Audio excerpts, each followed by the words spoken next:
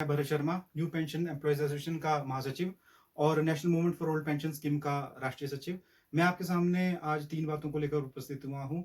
मैं सबसे पहले बात करूँगा अपने राष्ट्रीय कार्यकारिणी जो हमारी है उसके बारे में, national movement for old pension scheme. इस समय जो national movement for old pension scheme है, वो पुरानी पेंशन बहाली के लिए पहले की तरह ही कार्य कर रही है।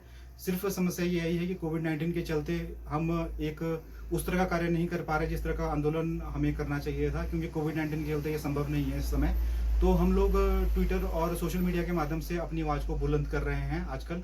और अगले महीने हमारा फिर एक प्रोग्राम आने वाला है आपके समक्ष। और जैसे आपने हमारे पिछले प्रोग्रामों को भी हमारा साथ दिया है, पिछले प्रोग्राम्स में भी हम आशा करते हैं कि अगले प्रोग्राम में भी आप लोग हमारा वैसे ही साथ देंगे।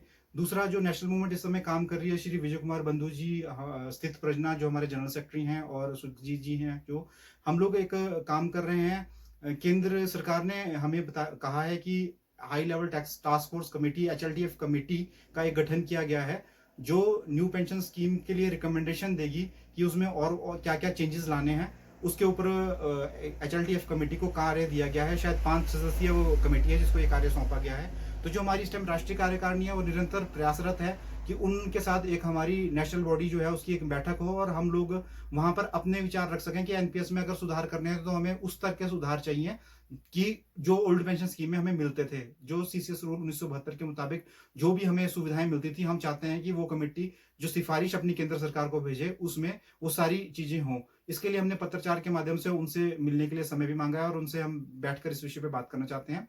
जो इसके बाद दूसरी बात है, वो है कि सोशल मीडिया, जो हम राष्ट्रीय स्तर से भी अगर हम आपसे एक बात रखना चाहते हैं, वो ये है कि सोशल मीडिया पे आप लोग एक्टिव रहें, क्योंकि हमारी जितनी भी नेक्स्ट मुहिम चलनी है वो सोशल मीडिया के माध्यम से ही चलनी है। तो जब तक ये कोविड-19 की समस्या है, तब तक हमारा आपसे एक निवेदन है कि आप सोशल मीडिया पर एक्टिव रहें, और अपना ट्विटर अकाउंट और फेसबुक पे जो हमारा national movement of old pension scheme का जो पेज है, उसको आप जरूर लाइक करें, और उस पे अपने कमेंट और शेयर आप करते रहें। और new pension scheme employees association का जो हमारा फेसबुक पेज है, उसको भी आप लाइक करें, और उसको भी उस पे भी आप अपने कमेंट और जो उसके हमारे लीडर्स के द्वारा जो उस पे डाला जाता है पोस्टर या कोई इस तरह की सूचनाएं, उसको आप अवश्य शेयर करें। इसके बाद में सेकंड जो मेरी दूसरी बात है जिसके लिए पर उस पर मैं आना चाहूंगा, वो है स्टेट लेवल पे, कि स्टेट लेवल पे हिमाचल प्रदेश जो है वो श्री प्रदीप ठाकुर की अध्यक्षता में क्या कार्य कर रहा है। जैसे आप सभी साथियों को पता है कि अभी कुछ दिनों पूर्व ही हम लोग मुख्यमंत्री हिमाचल प्रदेश सरकार से मिले थे। उसके बाद उन्होंने एक पत्र जारी किया जो उन्होंने फाइनेंस को भेजा, जिसमें उन्होंने डेथ एंड डिसेबिलिटी पे जो हमारा अधिकार था, जो उसके बारे में उन्होंने बात की, और उन्होंने फाइनेंस को लिखित में कहा कि इसके ऊपर कार्य किया जाए। तो उस पे हम निरंतर प्रयासरत हैं, हम निरंतर उस पे वार्तालाप सचिवालय स्तर पर कर रहे हैं। तो उसमें ये निकल कर सामने आया कि पहला तो उन्होंने रीजन दिया कि कोविड-19 के चलते अभी ये संभव नहीं है फिलहाल। पर एक और बात जो वहां से निकल कर आ रही है, वो ये आ रही है कि राष्ट्रीय स्तर पर नेशनल रूल फ्रेम हो रहे हैं इस विषय को लेकर। तो ये इनका फाइनेंस का ये मानना है कि जब राष्ट्रीय स्तर पर रूल फ्रेम हो रहे हैं, तो स्टेट उसमें रूल फ्रेम नहीं कर सकता। जो नेशनल लेवल पे रूल फ्रेम होंगे, उसके मुताबिक ही हिमाचल प्रदेश में भी इस चीज को लागू कर दिया जाएगा। तो इस पे हमने जब अपने राज्य की कार्यकारिणी ने जब इस पे मंथन किया, तो ये निकल के आया कि क्यों ना विधायकों के माध्यम से हम इस बात को मुख्यमंत्री तक पहुंचाएं। तो इसलिए हमने ये जो विधायकों के द्वारा प्रोग्राम है, ये अभी शुरू किया है हिमाचल प्रदेश के अंदर। हमारे बहुत सारे जिले ऐसे हैं जो इसको जिन्होंने शुरू भी कर दिया, और वो विधायकों से मिलने भी शुरू हो गए हैं। और कुछ जिले ऐसे हैं जहाँ पे अभी काम शुरू है, और इस हफ्ते वो भी मिलना शुरू कर देंगे। जो इसका मेन मुद्दा, या जो हमारा इसका मुख्य लक्ष्य है विधायकों से मिलने का, वो ये है कि हम मुख्यमंत्री जी को अवगत करवाना चाहते हैं इस मुहिम के माध्यम से, कि जो ये बात हो रही है कि हम प्रोविजनल आधार पर, फाइनेंस जो बोल रहा है कि हम प्रोविजनल आधार पर हिमाचल प्रदेश में डेथ एंड डिसेबिलिटी नहीं का जो लाभ है या बेनिफिट्स जो है कर्मचारी के दिवंगत होने वाले परिवार के लिए, वो हम नहीं देंगे, क्योंकि प्रोविजनली हम नहीं देंगे। और अगर नेशनल स्तर पे कोई, राष्ट्रीय स्तर पे कोई रूल फ्रेम होता है, तब हम इसको लागू करेंगे हिमाचल प्रदेश के अंदर।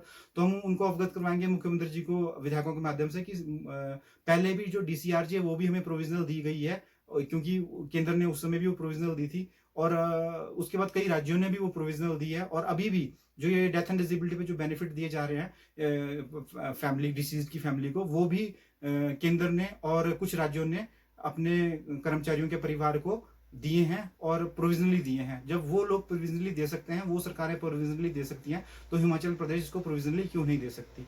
तो ये हमारा राज्य स्तर पे जो मुहिम है अभी जो इस समय चल रही है वो ये है। और जो एक तीसरा बात जो मैं आप लोगों के समक्ष करना चाहूँगा वो है ग्रुप इंश्योरेंस स्कीम को लेकर।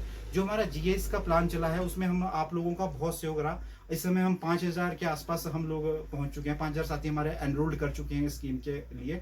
इसके लिए मैं अपने राज्य कार्यकारिणी के सभी साथियों को, अपने जिला के साथियों को, अपने ब्लॉक के साथियों को, अपने प्रभारियों को, मैं सबको धन्यवाद करूंगा कि आपने बहुत जोरों शोरों से मुद्दा उठाया है अपने अपने अपने क्षेत्रों में।